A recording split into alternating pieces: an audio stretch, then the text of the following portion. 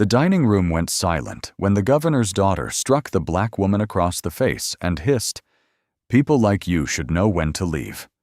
No one moved. Not the donors. Not the aides.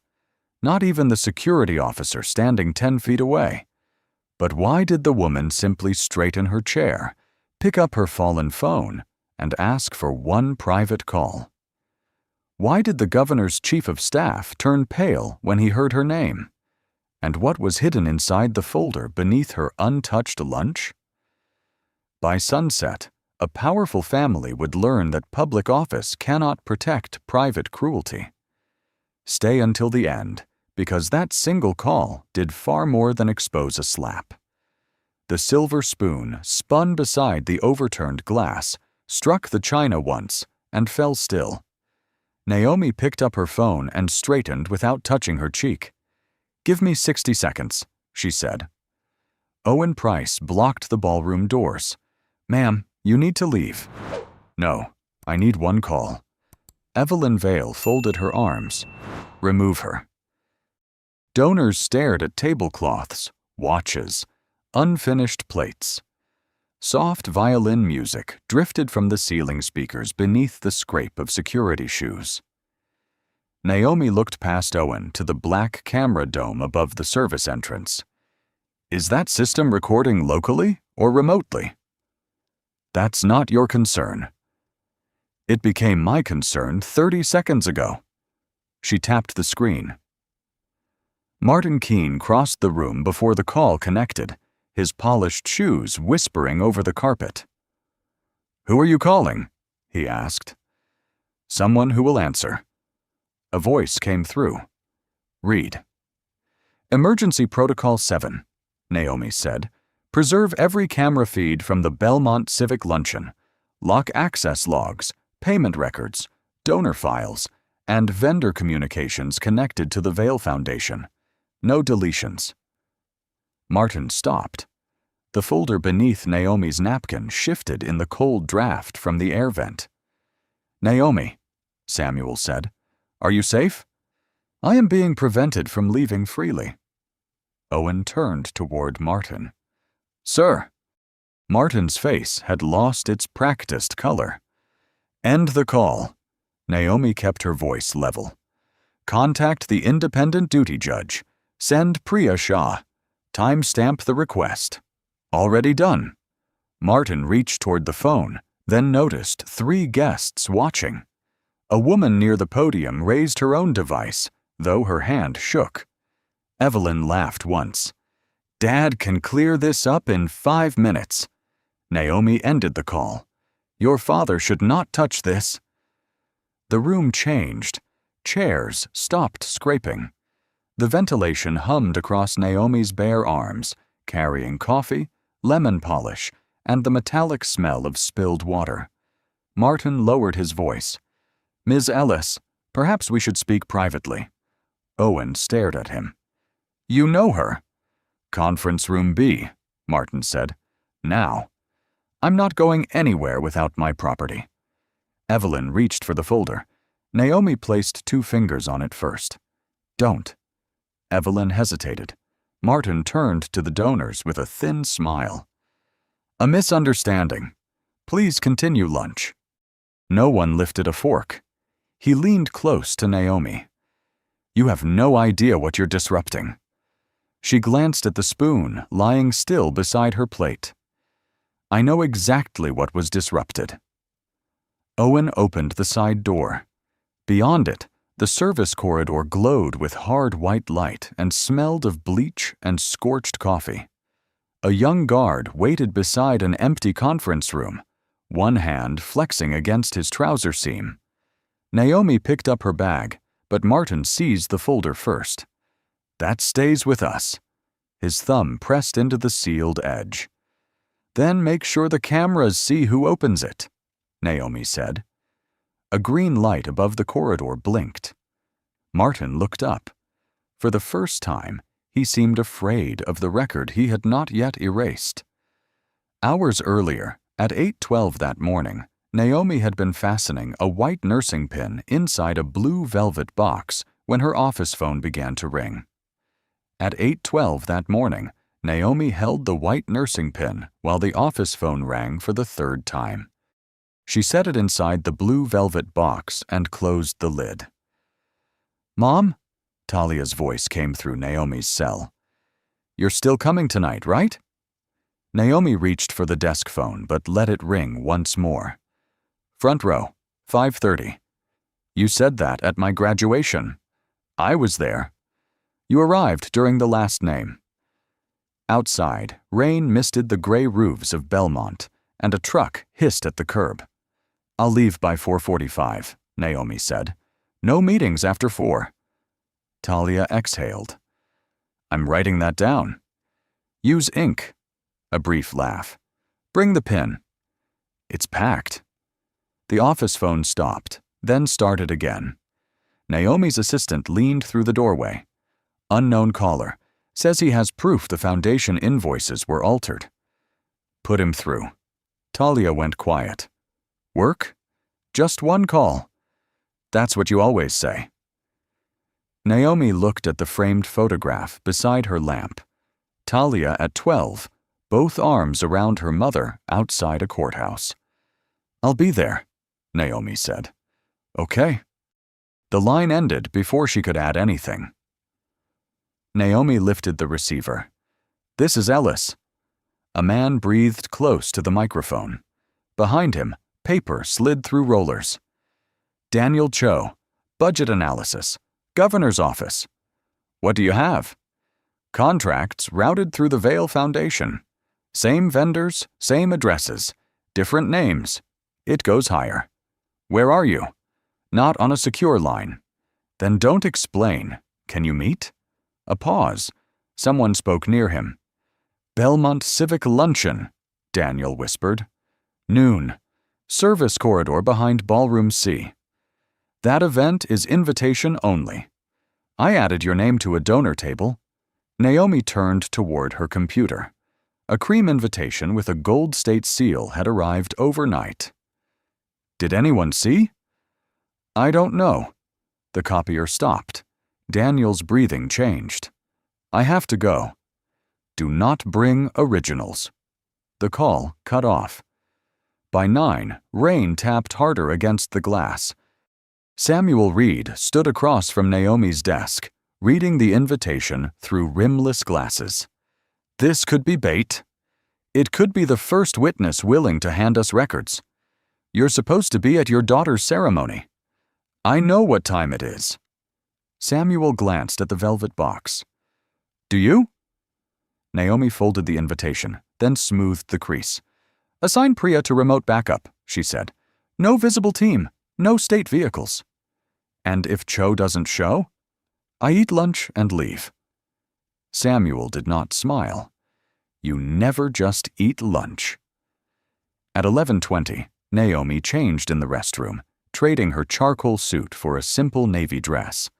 The fluorescent light buzzed. She removed her agency pin, slipped it into an inner pocket, and wrapped the velvet box before placing it in her bag. Her phone lit with a message from Talia. "Doors open at 5 o'clock. I saved you the aisle seat." Naomi typed, "I'll be early." She stared at the words before pressing send. Downstairs, the rain had thinned to cold needles. A rideshare idled by the curb, its heater breathing dry air that smelled of pine cleaner. Naomi slid into the back seat and checked the time. 11:31. Beside her, the blue velvet box shifted with every turn toward the hotel. At 11:47, Naomi stepped beneath the hotel awning and shook cold rain from her sleeves. Warm air carried coffee, polish, and glazed pastries. "Name?" the hostess asked. "Naomi Ellis." A finger slid down the list. "Table 12." No escort came. Naomi followed the murmur of conversations into the ballroom. Crystal lights burned above white linen. At table 12, a folded place card waited beside tomato bisque. She set her bag beneath the chair, touched the blue velvet box inside, and checked the time. 11:52. A server with copper-brown skin and a tight black braid poured water. Lunch begins in 8 minutes. Thank you. The woman glanced at Naomi's card. You're Ms. Ellis? Yes. Carmen Ruiz.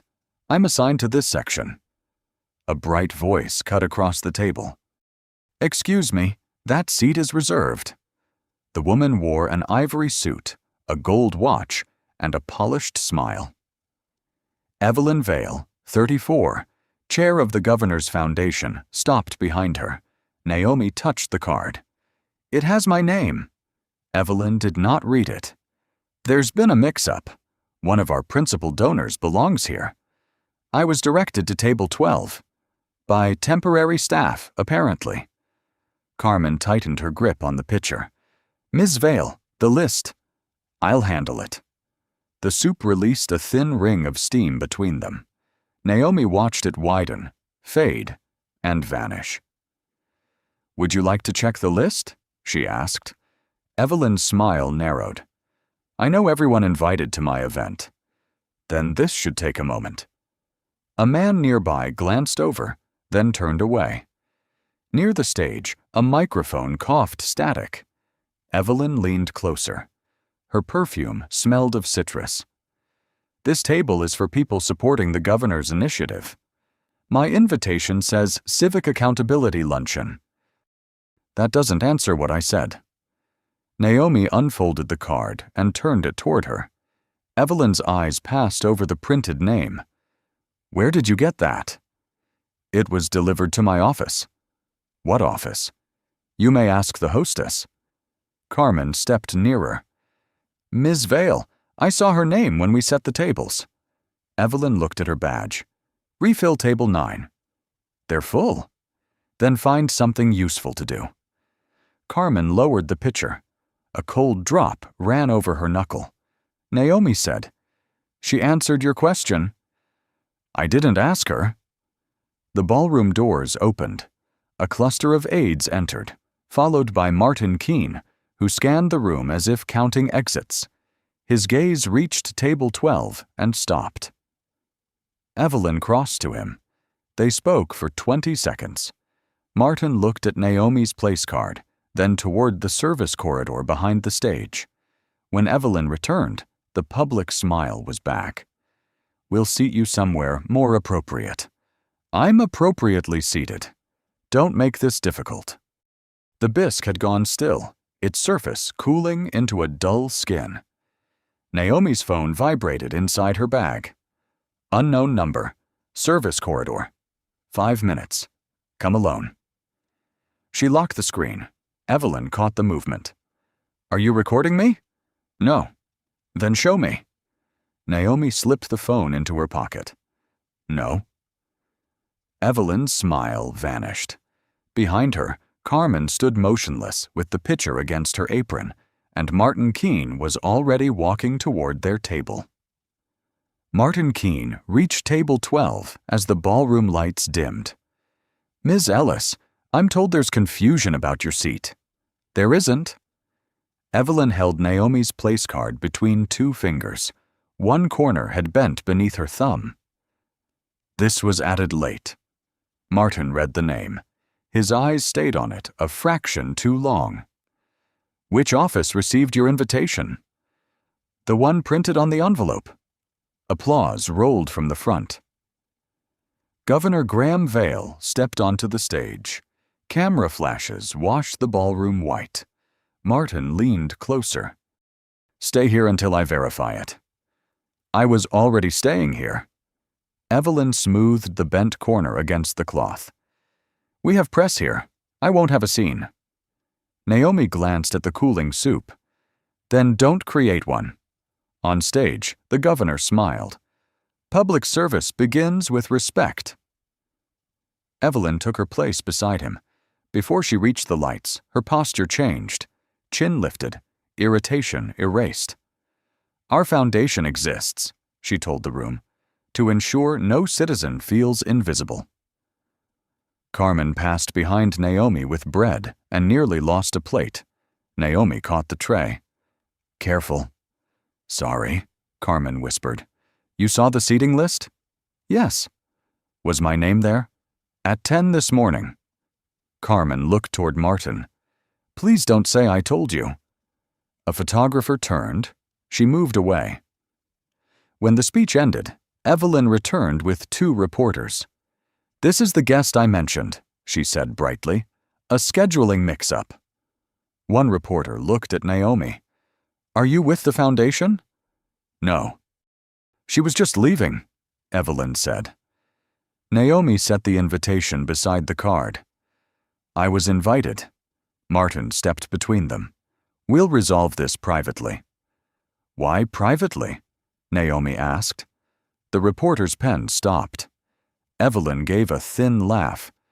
Because adults don't turn seating errors into accusations. Then check the list. For 3 seconds, no one moved. Cold air crossed Naomi's arms. Behind the partition, dishes struck metal. Martin picked up the invitation, covering the return address with his thumb.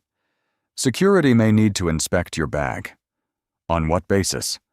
You're being obstructive, Evelyn said. No, I'm asking for the rule. At the next table, a donor lowered his coffee. Another guest angled a phone from behind her purse. Martin noticed. No search, he said. Not here. Martin. Not here, Evelyn. Governor Vale descended from the stage. Evelyn intercepted him. Dad, we have a minor problem. His eyes passed over Naomi, then dropped to the curled corner of the card. Can it wait? Naomi answered first. That depends on what your staff does next. His smile remained, but his gaze shifted to Martin.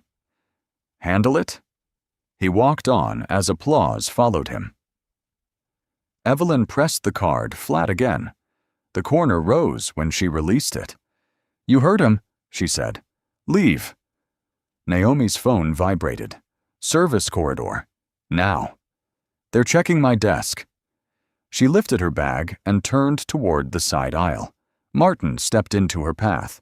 Where are you going? To verify something. With whom? Naomi looked beyond him at the service door swinging beneath a red exit sign. That, she said, is what you're afraid I'll find out. The service door swung shut behind Naomi, cutting off the applause. Fluorescent tubes buzzed above a corridor lined with silver carts. Heat rolled from the kitchen, carrying onions, bleach, and scorched bread. Ms. Ellis. Daniel Cho stepped from behind a linen rack. He was 38, slight, with rain-dark hair and a badge clipped backward to his belt. His fingers kept missing the zipper of his messenger bag.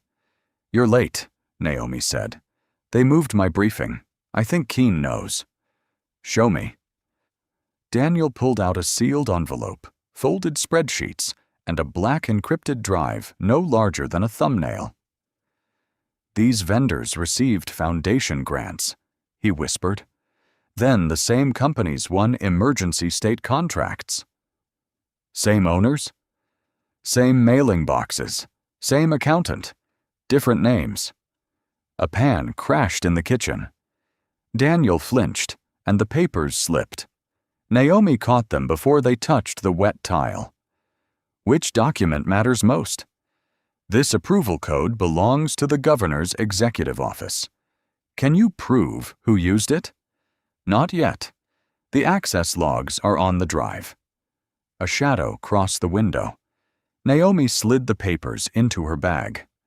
Leave through the loading dock. What about you? I returned to my table. That room was public when she tried to throw you out. The handle moved. Martin entered with Owen behind him. There you are. His gaze moved from Daniel's open bag to Naomi's hand.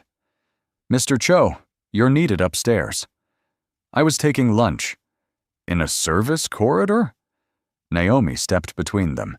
He gave me directions. To what? The restroom. Martin looked at the restroom sign behind him. Owen shifted. Sir, should I clear the corridor? No. I want to know why a budget analyst is meeting an unregistered guest. My name is on your list, Naomi said. Your status is under review. Daniel's phone buzzed. He silenced it. Martin held out his hand. Your badge. Why? Administrative verification. You don't supervise me. The governor's office supervises your unit. Daniel's fingers shook as he unclipped the badge. Martin took it and turned it over. Go upstairs. Now. Daniel looked at Naomi. She adjusted her bag strap. Follow your written policy. His eyes steadied. Yes, ma'am. He walked toward the freight elevator. Before the doors closed, he said, Check page 3. Martin turned sharply. What page? Naomi pressed the ballroom call button. The lunch program. Owen almost smiled, then looked down.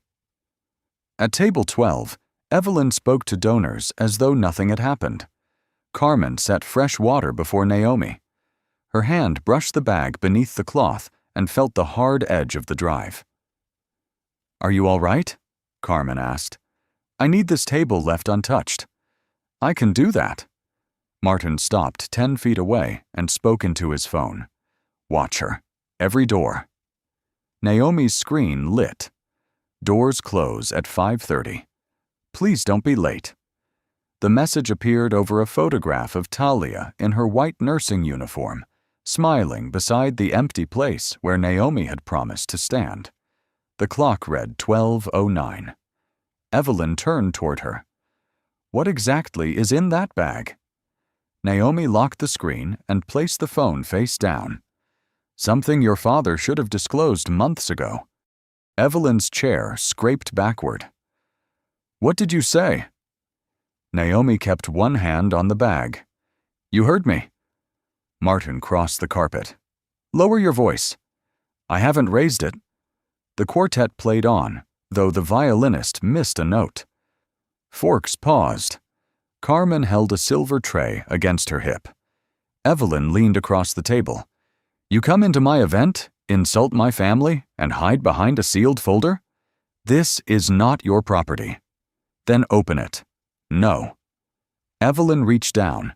Naomi caught the bag strap first. Do not touch my belongings.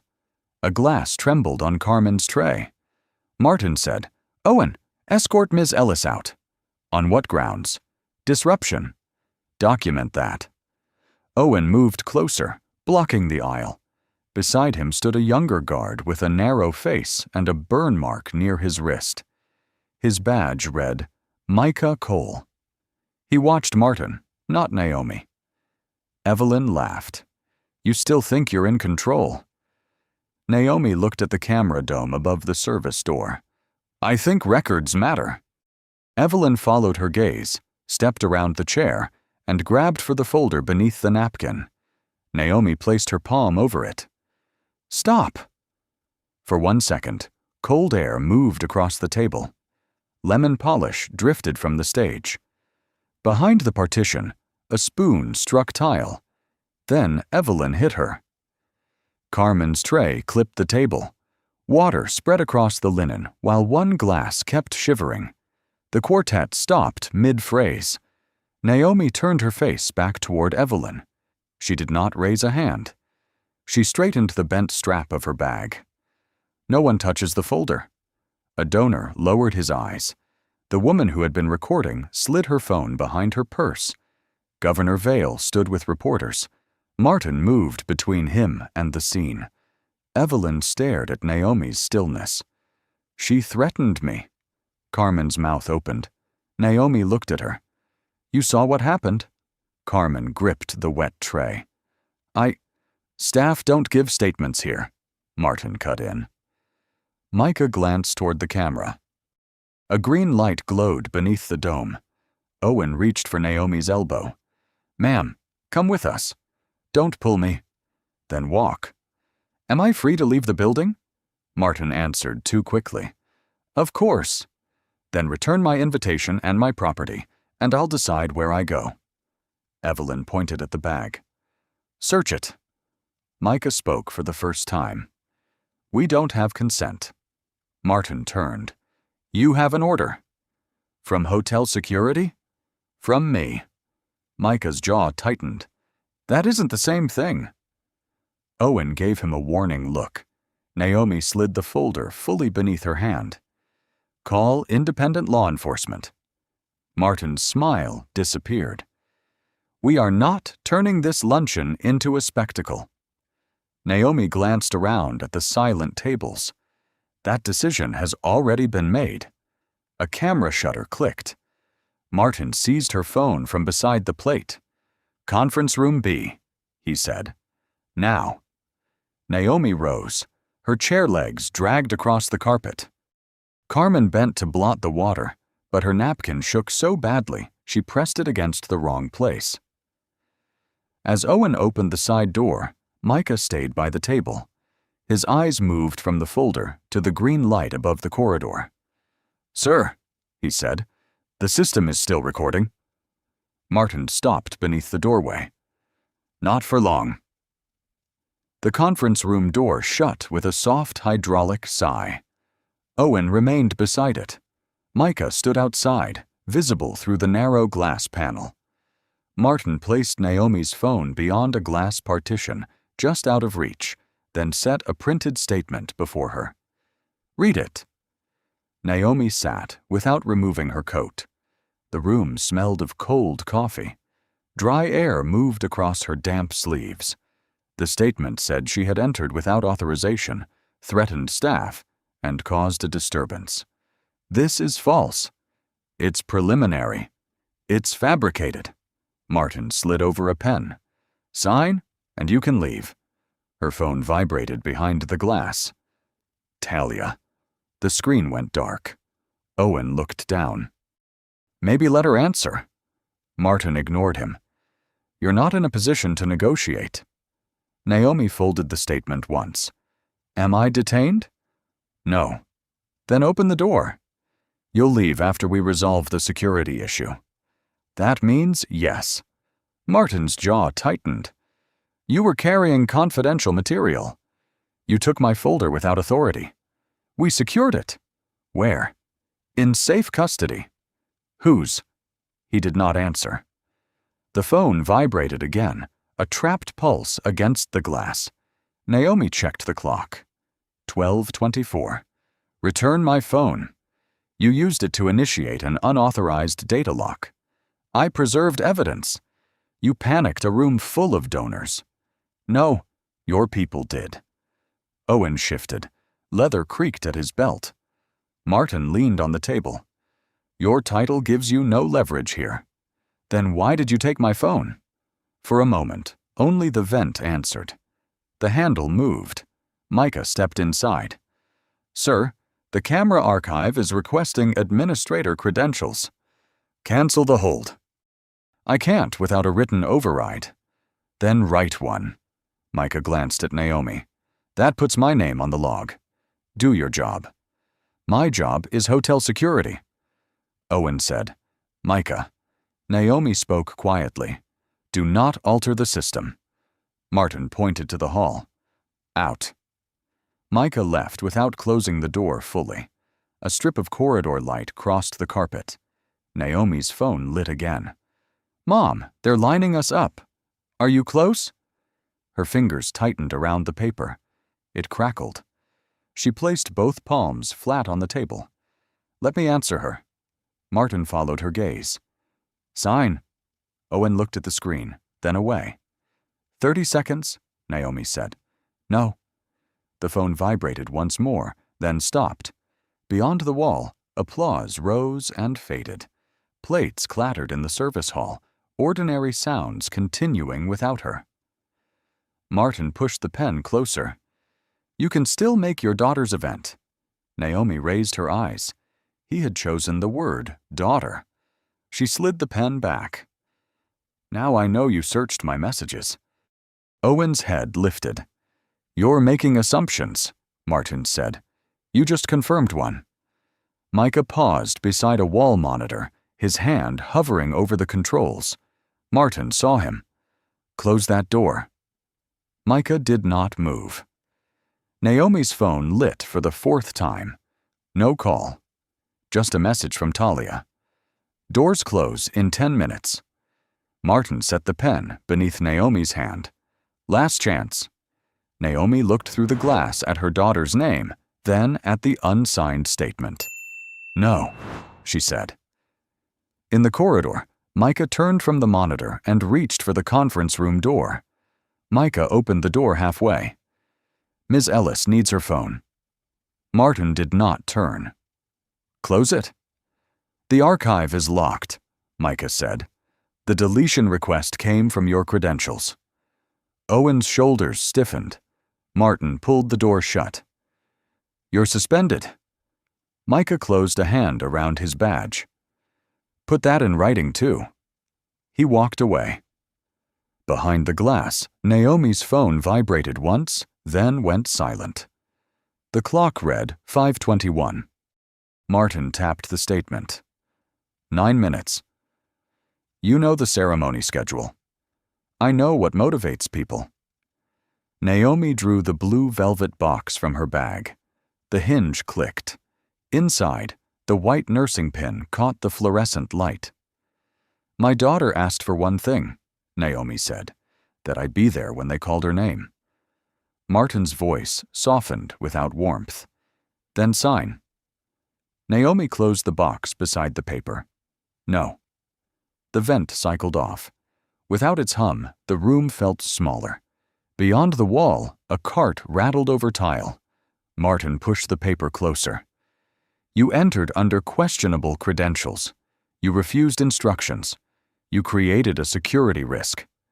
You wrote that before speaking to a witness. Witnesses remember what pressure makes them remember. Owen's fingers went to his collar, but he could not loosen the button. Naomi looked at him. Did you see her strike me? He stared at the carpet. That is not a difficult question.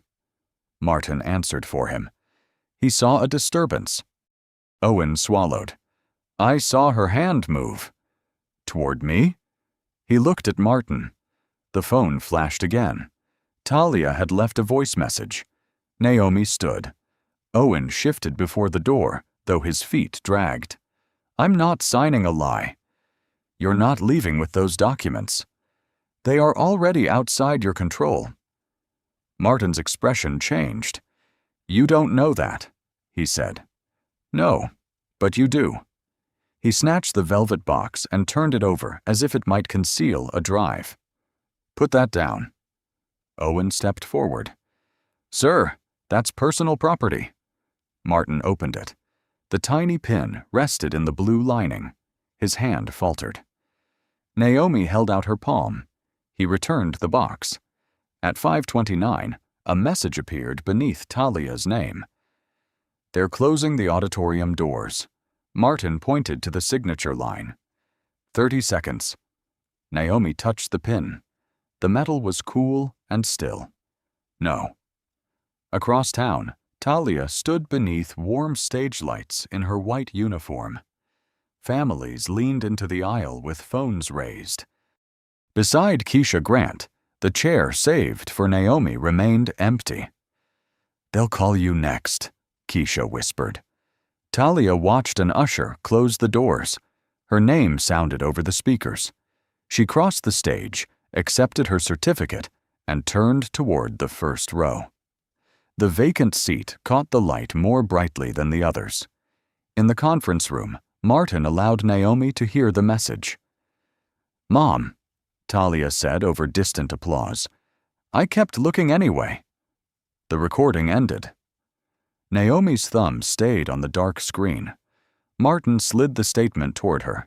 She folded it twice and set the velvet box on top. Outside the glass, Micah appeared at the wall monitor and entered a code. A red deletion bar began crawling across the archive screen. Then, without looking toward the room, he reached for Naomi's phone. Micah lifted Naomi's phone from behind the glass and pushed it through the gap. Martin lunged. Put that back. The archive purge started at 5:29, Micah said. Your credentials authorized it. On the monitor, a red bar crawled past 18%. Naomi took the phone. How long? 4 minutes. Owen, lock the door. Martin pointed at him. "Do not take orders from her." Owen looked at the statement, then turned the lock. Naomi called Samuel Reed. "Naomi? Activate Emergency Protocol 7, Belmont Grand. Preserve all camera feeds, access logs, foundation accounts, vendor records, and executive office communications from today. Threat to evidence? Deletion in progress. Witness intimidation. Property withheld." Martin reached for the phone. Micah stepped between them. "Don't," Naomi continued. "Send Priya Shah. Notify Special Prosecutor Elena Park. Request an emergency preservation order. Timestamp 5:31. Submitted." The red bar reached 32%. Hot circuitry and stale coffee filled the room. Martin tugged at his cuffs. "You have no authority to freeze state records." "I'm Naomi Ellis, Executive Director of the State Public Integrity Commission." Owen's hand slipped from the lock. Martin stared. "No jurisdiction over a private foundation." "It does when public contracts and obstruction intersect." Micah glanced at the statement. "You knew who she was?" "I knew she was disruptive." "No," Naomi said. "You knew enough to search my messages." Her phone vibrated. Remote preservation request accepted. The bar stopped at 41%. A yellow box flashed. The red vanished. Access locked. Micah breathed out. Owen sat hard. Martin struck the keyboard. "Overwrite it." "You can't," Micah said. "Every attempt is logging." "Then disconnect the server." Naomi raised the phone. That would be another recorded act. Martin froze near the cable. An elevator chimed. Samuel said, "Priya is 11 minutes away. Elena Park accepted control. Freeze the Vale Foundation accounts pending review. You need a financial nexus." Naomi removed Daniel's pages. "Page 3. Executive approval code. Duplicate vendors. Common accountant." Martin stared. "Those were stolen." "Then explain that under oath." Owen rubbed his palms on his trousers. "Ms. Ellis, I didn't know." "You knew she struck me." His mouth opened. Nothing came out. Micah unclipped his badge and set it beside the statement. "I'll testify to the deletion order." "You'll never work security again," Martin said. Micah looked at access locked. "Maybe not for you." It chimed again. Footsteps crossed the carpet. Naomi closed the velvet box and put it away. Talia's unheard message still waited on the screen, but she did not press play. A knock struck the door. "Public Integrity Commission. Open." Owen unlocked it. Priya Shah entered first, rain shining on her dark coat, 2 investigators behind her. "Did we keep the footage?" Micah pointed to the green line. 41% was marked for deletion. The lock stopped it. Priya photographed the screen. Martin stepped away from the cable he had nearly pulled. Then the ballroom lights went dark, and somewhere beyond the wall, a second server began to alarm. The alarm pulsed through the wall in 3 sharp bursts. Priya turned toward the dark ballroom. "Secondary server." Micah was already moving. "Basement relay. If they kill that, the mirrored footage goes with it." "Take Owen," Naomi said. Martin blocked the door. "No one leaves until counsel arrives." Priya raised her credential. "Move." Emergency lights painted the corridor red. Guests spilled from the ballroom, chairs scraping beneath the smell of hot wiring. Carmen stood near table 12 with her phone clenched in both hands. "Ms. Ellis," she called. "I recorded it." Naomi stopped. "The confrontation?" "From when Ms. Vale grabbed the folder." Carmen's voice shook. "I didn't speak before." "You're speaking now." Evelyn held her father's sleeve. "Dad can fix this," she said. He lowered his voice. "Not here." Priya stepped between them. No one deletes, moves, or accesses any device connected to this event. Governor Vale's expression hardened. Do you know who you're addressing? Yes, Priya said. That's why I'm being precise. Naomi's phone rang. Daniel. They took my badge, he whispered. I'm in the loading dock. Stay there. An investigator is coming. I copied the source logs before Keene saw me. Where? Encrypted cloud vault. The drive was only a key. Naomi looked at Martin. He had gone still. Send access instructions to Samuel. Contact no one else. Micah reappeared from the stairwell, breathless, Owen behind him. Relay cabinet was open, Micah said. Power cable half out. Owen held up a black glove. Found beside it. Martin looked at the glove, then at his bare hands. Anyone could have left that. Micah's gaze dropped to Martin's jacket pocket, where the matching glove bulged against the fabric. Priya extended her hand. Empty your pockets. This is absurd. Then make it quick. Martin removed a wallet, keys, and one glove. Carmen covered her mouth. Owen looked away. Governor Vale stepped back from his chief of staff. Priya sealed both gloves. Mr. Keene, you will not touch any equipment or documents. You can't detain me. I can preserve evidence and refer obstruction. Governor Vale turned to Naomi. This has gone far enough. No, it has reached the point where records speak. He glanced toward the reporters by the emergency doors. Let's discuss this privately. That option ended when your staff tried to erase a public record. Naomi pressed play on Talia's waiting message. Mom, came the quiet voice over distant applause. I kept looking anyway. Naomi closed her eyes for 1 second. Then she saved the message and placed the phone in Priya's evidence envelope. Why are you surrendering that? Priya asked. Because it contains the timeline. Across the room, Carmen unlocked her phone and held it out. The video began with Evelyn reaching across the table. By the time the image froze on Naomi's untouched hands, every remaining conversation had stopped. Rain hammered the loading bay doors. The copied surveillance bar turned green and reached 100%. Then Samuel called with the first result from Daniel's files. The Foundation's money trail, he said, doesn't stop with Evelyn. 4 days later, the red light on the hearing room microphone came on. State your name for the record, Elena Park said. Evelyn Vale. She sat beneath white lights in a charcoal suit, hands folded over a legal pad. Cameras clicked behind her. The room smelled of paper and burned coffee. Did Naomi Ellis threaten you at the luncheon? Evelyn glanced at her attorney. I believed she posed a danger to my father. That was not my question. No. Elena tapped a remote. The wall screen showed Evelyn reaching for the folder, then striking Naomi while Naomi's hands remained on the table. A murmur crossed the gallery. The video lacks context, Evelyn's attorney said. Carmen, in the second row, tightened both hands around a paper cup.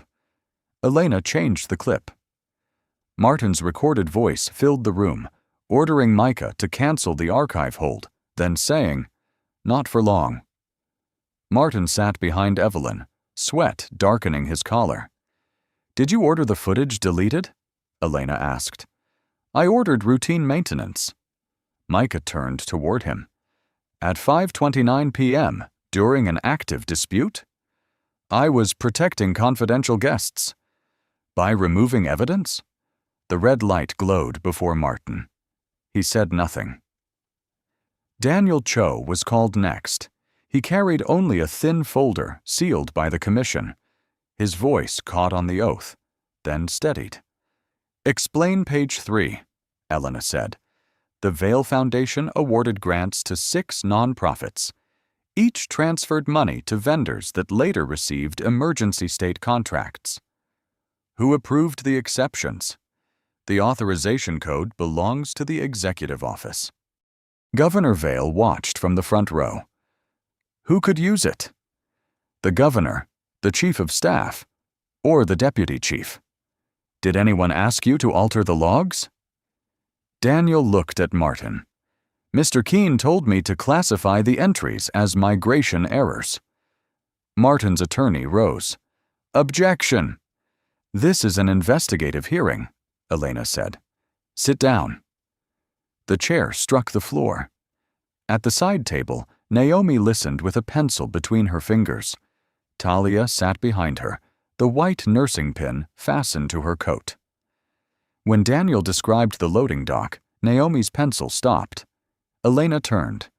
Director Ellis, will your commission participate in the final findings? Naomi stood. No.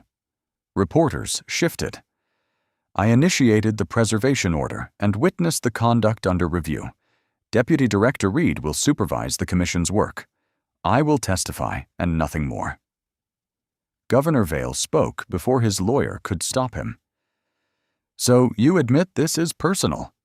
Naomi faced him. I'm removing the only argument you have left. No one moved. Samuel took Naomi's place at the commission table. She aligned her notes and sat beside Talia. You gave up your chair, Talia whispered. It wasn't mine to keep. The financial chart expanded across the screen. Blue lines connected foundation grants to donors, contracts, and an account controlled by a political committee. Elena pointed to the final branch. Mr. Cho, who authorized that transfer? Daniel swallowed. The red light clicked on. The governor's office did. For the first time that day, Governor Vale looked down. Owen Price turned his wedding ring until the skin beneath it went white. The red microphone light waited. Did you see Ms. Ellis's invitation? Elena asked. Yes. Before lunch? Yes. Then why did your report call her unregistered? Mr. Keene said the list had been altered. Did you verify that? No. Did you see Evelyn Vale strike her?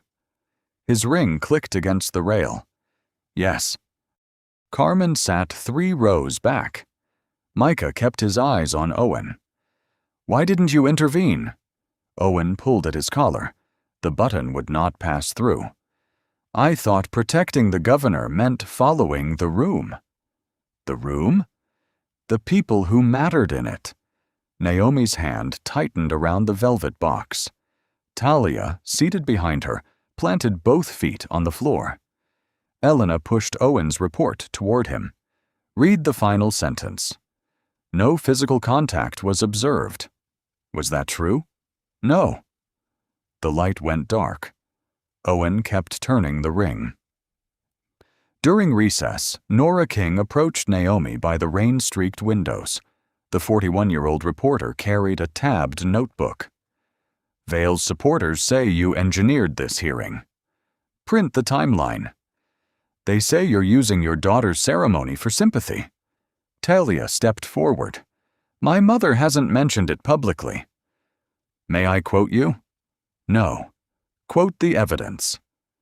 When the hearing resumed, Martin sat before the microphone. Did the governor know the contracts were under review? Elena asked. He received 3 warnings. Governor Vale's attorney stood. Privileged communication. They were compliance notices, Martin said. An August email appeared on the screen. Graham, the donor overlap will not survive an independent audit. Beneath it, handle it quietly. Do not involve the commission. The gallery shifted. Governor Vale leaned toward Martin. You wrote those messages. I wrote what you dictated. You're saving yourself. Martin's fingers hovered above the microphone. I am trying, finally, not to save you. Elena displayed another email, sent the morning of the luncheon. Naomi Ellis may attend. Keep her away from Cho and remove any material she receives. Talia's breath caught. You knew she was coming, Elena said. Martin nodded. And ordered security to treat her as unauthorized? Yes. Why? Cho had found the transfer logs. Thunder rolled over Belmont. The lights flickered. 2 supporters left. One paused beside Nora. "This is a political execution." She did not look up. Executions don't usually come with timestamps. Near the witness door, Owen waited. As Naomi passed, he removed his ring and held it in his palm. "My wife watched the video," he said. "She asked what I would have done if that had been her." "What did you tell her?" "That I was standing 10 feet away." Naomi held his gaze, then continued with Talia beside her. At the Capitol steps, Samuel called. "We found the governor's initials on the August warning." Rain tapped Naomi's umbrella. "Preserve the original." "There's more," Samuel said. "The account receiving the final transfer belongs to his campaign committee." Naomi looked back at the hearing room windows. Behind one of them, Graham Vale remained seated alone, the red microphone light still burning before him. By 9:06 the next morning, the commission's report was live. Samuel placed the printed copy on Naomi's desk. Rain darkened his shoulders, and the heater clicked without warming the room. 187 pages, he said. Obstruction, witness pressure, concealed donor ties, misuse of executive approval codes. Naomi opened the appendix. Original emails. Authenticated. Camera logs. Matched to Micah's backup. And Daniel? Under protection. Her phone buzzed with Talia's name, but Nora King appeared on the television. "The governor has lost support from 11 members of his own caucus," Nora said outside the Capitol. "Leadership has asked him to resign before an impeachment resolution is filed." Samuel lowered the volume. "They want this over before noon." Naomi closed the report. "The evidence doesn't change at noon." At 11:40, the Capitol press room filled with wet coats, camera cases, and burnt coffee. Graham Vale stepped behind the podium without Evelyn. Martin stood near the curtain, his face gray. "I have served this state for 23 years, the governor began. "Recent events have made continued service impossible." "Did you authorize the transfers?" a reporter called. "Did you order Ms. Ellis removed?" Graham gripped the lectern. "I am resigning effective midnight." He did not apologize or mention Naomi. He left through the side door while questions followed him. Martin remained behind. Nora approached him. "Are you resigning too?" "My employment ended this morning." "Were you fired?" "I signed the termination letter myself." Across town, Elena Park met Naomi in a quiet conference room. A thin file lay between them. "Evelyn Vale will be charged with misdemeanor assault and attempted interference with evidence preservation," Elena said. "Martin Keene has agreed to cooperate." Naomi folded her hands. "And the governor?" "Grand jury referral. Financial conduct, obstruction, misuse of office." "No special treatment?" "None." Talia sat beside the window. "So that's it?" Elena shook her head. "No. It's the part where facts stop being rumors." That afternoon, Evelyn entered the courthouse through a side entrance. She surrendered her passport, accepted release conditions, and spoke only to her attorney. Martin arrived separately, with one box holding 2 photographs and a brass desk clock. Owen's security license was suspended. Micah gave a second statement and was placed on paid leave. Carmen's recording was admitted as evidence, and Daniel's name remained sealed. At 6:15, Naomi and Talia stood at the rear of the vacant press room. An aide climbed onto the stage and loosened the screws holding the governor's seal. Talia watched him lower it carefully. "Do you feel better?" she asked. Naomi looked at the bare circle left on the wood. "I feel finished with today." The aide carried the seal away. The podium remained under white lights, smaller without it. Samuel entered, holding a new folder. "The legislature wants you at tomorrow's reform hearing." Naomi glanced at Talia. "Go," Talia said. "But this time, I'm coming with you." Naomi took the folder, and together they walked past the empty podium toward the chamber where new rules would be written. The green camera light above the committee chamber was already on when Naomi entered at 8:03 the next morning. Senator Rebecca Holt tapped the reform packet. Emergency language becomes bad law when people are emotional. Then remove the emotion, Naomi said. Keep the safeguards. Micah waited near the witness rail, his suspended badge in a clear pouch. Holt opened the hearing. "Director Ellis, are you seeking damages?" "No." "An apology?" "No." "Then what do you want?" "Independent audits of foundations tied to public officials, automatic preservation of security footage during complaints, whistleblower protection before retaliation, and a rule barring political staff from directing private security at public events." A senator frowned. "You expect every venue to treat a seating dispute like corruption?" Carmen's video appeared without sound. Evelyn's hand, Naomi's stillness, the room looking away. "I expect them not to erase what follows," Naomi said. The first vote stalled at noon. 2 senators called the footage rule expensive. Holt ordered a recess. In the marble hallway, Samuel handed Naomi burned coffee. "They'll offer 90 days of storage.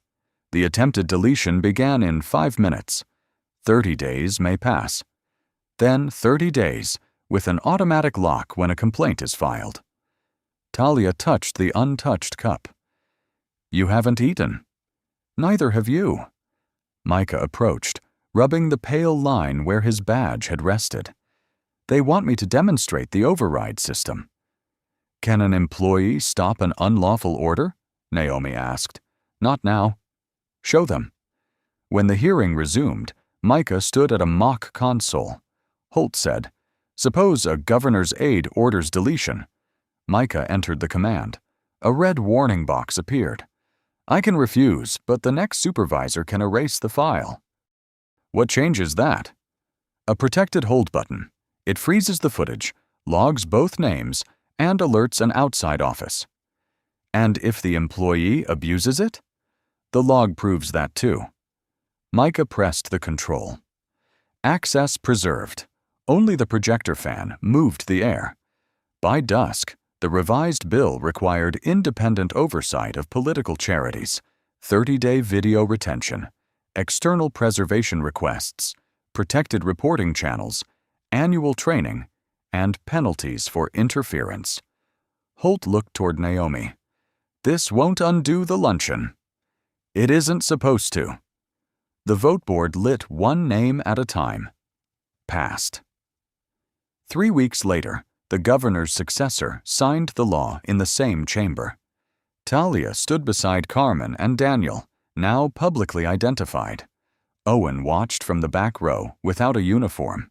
Micah wore a new state facilities badge.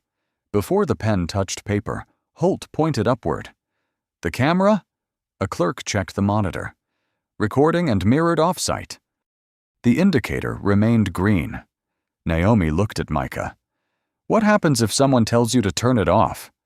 He rested 2 fingers beside the protected hold button. "I ask for the order in writing." The pen moved across the page. Applause rose, restrained at first, then fuller. Naomi's phone vibrated. Lunch Sunday. No committees. She typed back, "I'll bring the pin." Above the signed law, the green light stayed on after everyone else had left. 3 months later, the pearl earring returned in a clear evidence pouch. Naomi signed for it at the commission office while rain traced the windows. Samuel placed the public report beside her.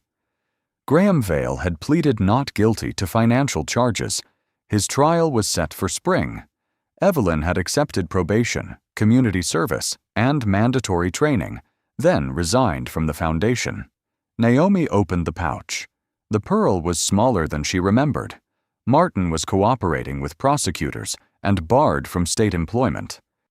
Owen had surrendered his supervisory license and entered retraining. Micah had been promoted to regional safety compliance. Naomi placed the earring inside the blue velvet box. Across town, Micah stood before hotel guards while the preservation system glowed on a monitor. Carmen sat in front, wearing a Navy supervisor's jacket, her old serving badge inside a notebook. "What happens when a political aide orders a deletion?" Micah asked. "We request it in writing," a guard said. "And then?" "We trigger the protected hold." Carmen raised her hand. "And we record the witness before anyone moves them." Above them, the green camera light stayed on. Daniel watched from the back. His protective seal had been lifted after he accepted a post in the Independent Audit Office. The first review under the new law had stopped a contract payment and protected another analyst before retaliation began. On Sunday, Talia chose a restaurant with scratched wooden tables. She arrived in blue clinic scrubs after her first full week and placed her white nursing pin on a folded navy napkin. "You missed the ceremony," she said. "You didn't miss everything after it." Naomi opened the velvet box. The pearl earring lay beside the pin. Talia touched neither item. "I was angry for a long time. I kept thinking that if you had signed the paper, you would have made it." Naomi turned her cup so the handle faced Talia. Steam carried cinnamon between them. "I almost did." At the next table, a spoon dropped, spun once on the tile, and stopped. "I'm glad you didn't," Talia said. "I'm still allowed to hate that empty chair." Naomi rested her hand beside the box. The server brought lunch. Talia moved the box from the plates, but left it open. Pale sunlight broke through the rain. Naomi's phone vibrated. Samuel had sent a photograph of a new analyst sitting safely with counsel, a preservation notice stamped before management could alter the files. "Protected under the Ellis-Holt Act." Talia saw the screen. "Do you have to go?" Naomi turned the phone face down. They ate slowly. Talia described a patient who would not speak until she sat at eye level. Naomi listened without checking the time. When the plates were cleared, Talia fastened the pearl earring into her mother's left ear, then pinned the white nursing emblem to her own coat. The former governor's office remained under audit. At the hotel, camera complaints now triggered outside notice. Carmen's recording was used in training with her consent. Micah's override procedure became standard statewide. Owen sent Naomi a 2-line letter without asking forgiveness. She filed it unanswered. Before they left, Talia folded the navy napkin and placed it inside the velvet box. "For the next ceremony," she said. Naomi closed the lid. "I'll be there." This time, the seat beside her was filled. Have you ever watched someone powerful try to rewrite what happened? Or seen one quiet person refuse to sign a lie? Share your experience in the comments, especially if a witness, co-worker, or stranger finally chose to speak. Send this story to someone who believes dignity should never depend on status, access, or a famous name. And subscribe for more stories about justice, quiet resilience, courageous witnesses, and the patient work of changing systems that were built to protect the wrong people. Sometimes accountability begins with a document, a recording, or one person who keeps the camera running. Your voice may be the detail that helps someone else stand firm when the room goes silent.